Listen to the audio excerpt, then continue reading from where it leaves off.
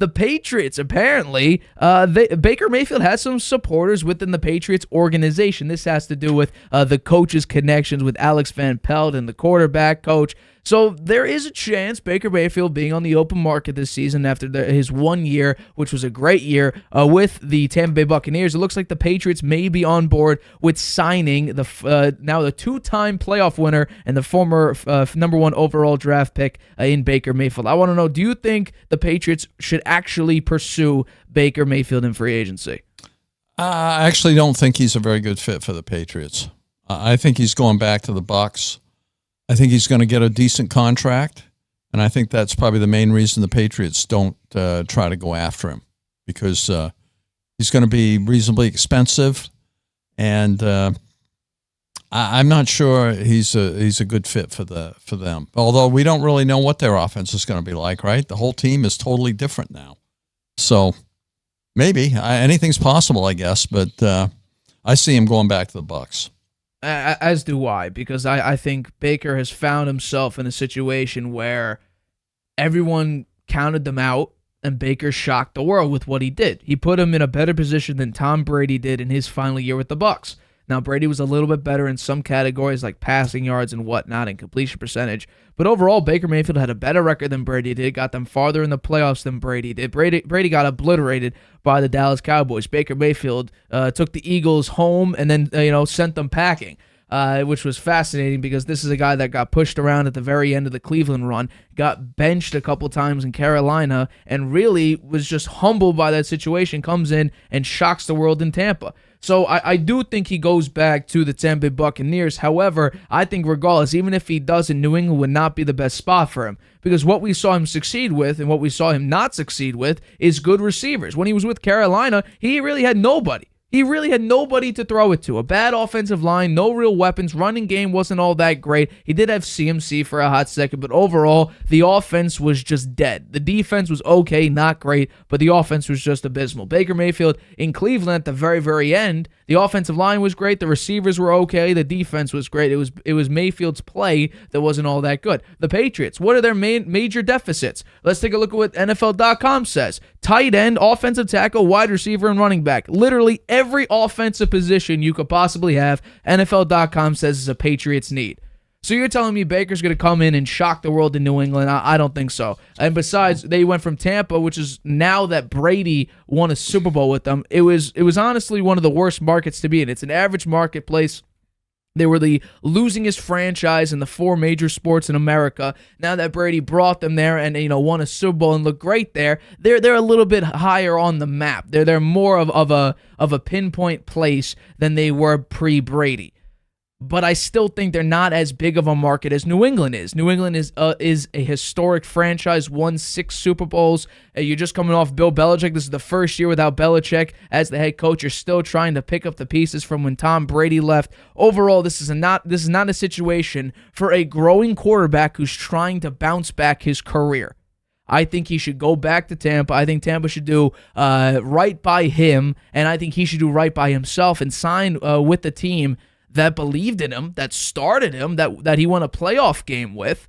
And if they're willing to sign back Mike Evans, which reportedly they are in the process of doing, I think that's a perfect place because you know the area, you just played on that team, you know the players, that you built up relationships, and being on the move again, going from the Browns to the Panthers to the Rams to the Buccaneers to the Patriots, all in like a 3-year span, that's going to be brutal. That's absolutely brutal. And I think, truthfully, the Bucs are a better team than the Patriots are because they have 2 legitimate wide receivers, and I think Trey Palmer is a very, very fascinating receiver. Your tight ends are not better than New England's, but at the moment they are because all the Patriots got right now is a guy named Petway who didn't even play a single snap, I believe. I think he was on the practice squad all year, but mainly it was Hunter Henry and Mike Gesicki, and also you had Pharaoh Brown. But I think the offensive line is better than New England's. There's a lot of things in Tampa that are just better than they are in New England. The only thing that you might say is worse is the running game because the Patriots, I think the Bucs were dead last,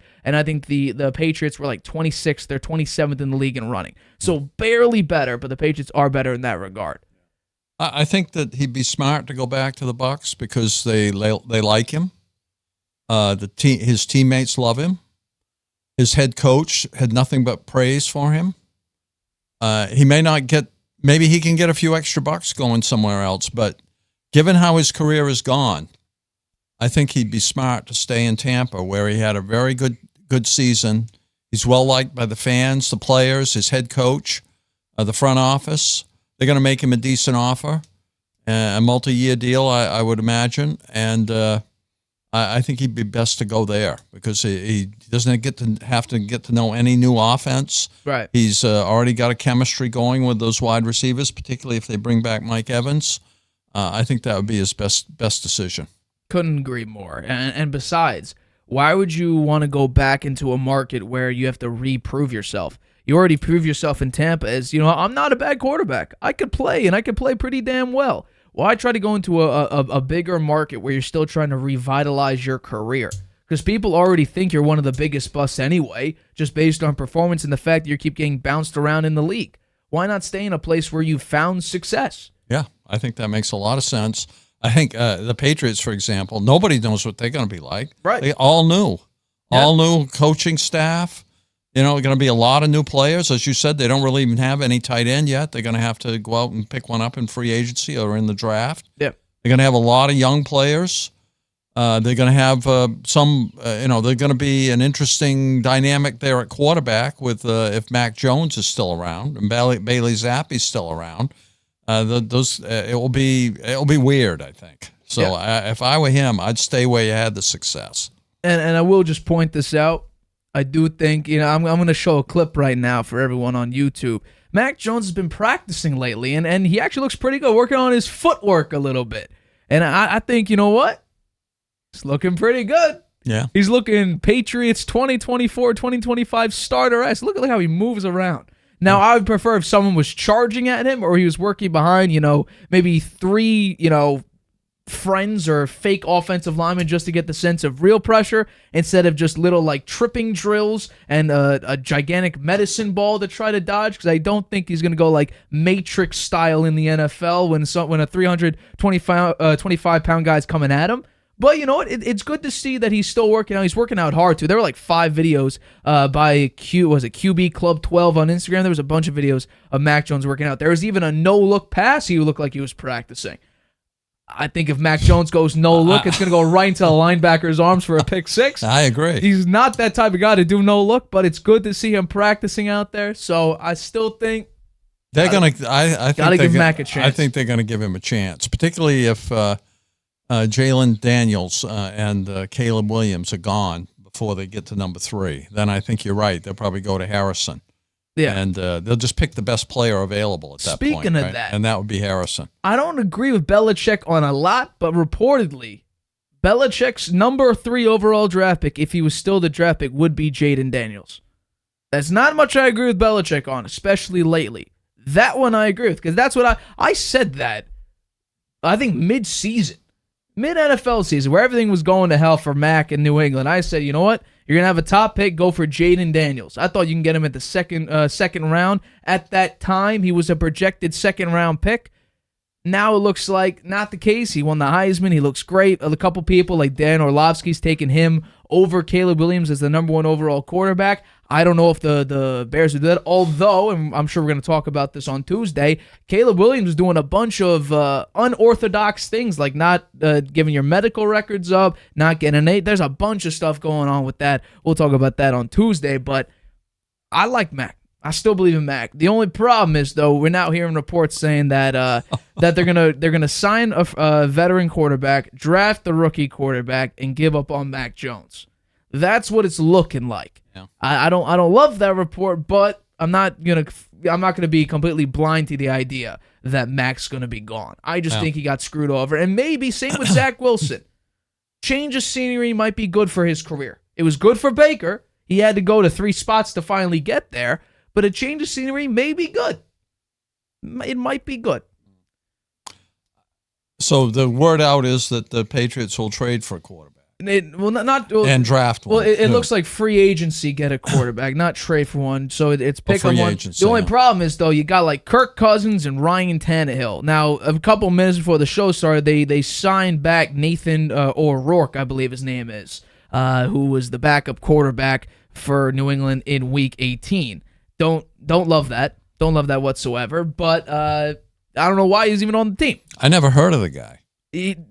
You're right. I think he was a Canadian football guy. Oh, yeah? Canadian Football League. Nathan Rourke. Sorry, I keep saying O'Rourke. Yeah, he was the bag. Belichick stuck it to Mac Jones as his last sort of screw you and made Mac the emergency QB3 and said, you know what, you're going to be the backup quarterback, Rourke. So there we go.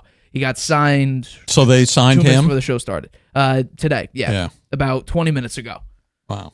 So there we go. I don't know who.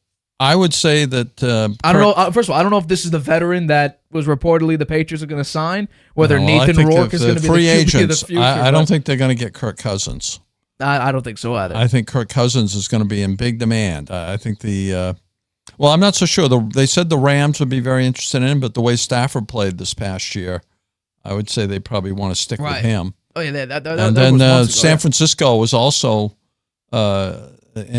rumored to be interested in Kirk Cousins, and maybe they still have some interest. But the way that Brock Purdy, they wound up in the Super Bowl in a very close game, and Purdy got him 2 leads there, one in the fourth quarter, one in the overtime, and the defense couldn't stop Mahomes. So I don't think that. I would say the West Coast interest may have fizzled a little bit, but I think he's going back to Minnesota.